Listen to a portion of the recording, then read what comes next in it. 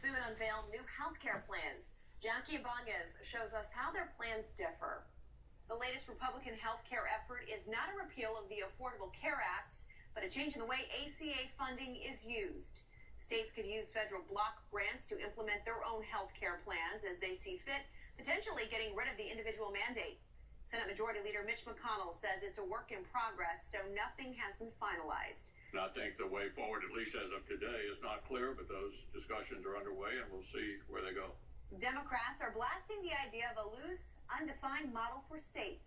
From what I'm told, it takes away even more benefits and hurts average Americans even more than the previous bill that was defeated. Meantime, Senator Bernie Sanders wants to expand Medicare coverage from just elderly patients to all Americans. His plan would essentially cover most medical needs with some exceptions. Republican senators were quick to label the concept a takeover. Bernie Sanders is introducing his Medicare for All bill.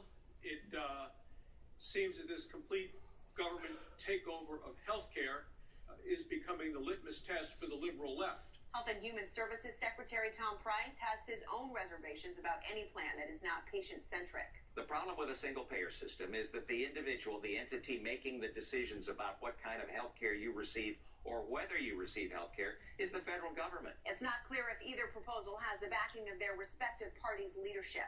In New York, Jackie Ibanez, Fox News. 6 senators met with President Trump to discuss tax reform. They included Democrats Joe Donnelly of Indiana, Joe Manchin of West Virginia, and Heidi Heitkamp of North Dakota. Republicans John Thune of South Dakota, Orrin Hatch of Utah, and Pat Toomey of Pennsylvania also attended the meeting. White House sources say the president will soon launch a cross-country tour to build momentum for tax reform. Like, we can assume that we can get tax reform done strictly on a partisan basis. So it's wise for us, not just from a policy perspective, but from a vote counting perspective, to try to reach out and earn the support of Democrats as well. The president's tour will include stops in 13 states in 7 weeks. The Saints will be without a veteran offensive line.